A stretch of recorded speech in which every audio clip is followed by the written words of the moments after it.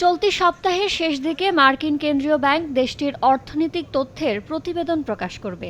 এর জন্য বর্তমানে মার্কিন ডলারের মান শক্তিশালী অবস্থানে থাকায় সোমবার থেকে বিশ্ববাজারে অপরিশোধিত জ্বালানি তেলের দাম কমছে।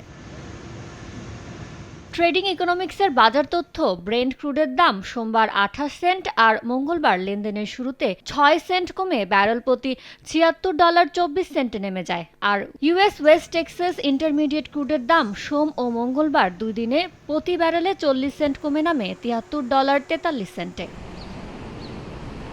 এর আগে শীত বেড়ে যাওয়ায় জ্বালানি তেলের চাহিদা বেড়ে যাওয়া এবং চীনের প্রণোদনা প্যাকেজকে কেন্দ্র করে দেশটির অর্থনৈতিক প্রবৃদ্ধির পালে হাওয়া লাগতে পারে এমন সম্ভাবনাকে সামনে রেখে টানা 5 সেশনের লেনদেনে ঊর্ধ্বমুখী ছিল জ্বালানি তেলের বাজার।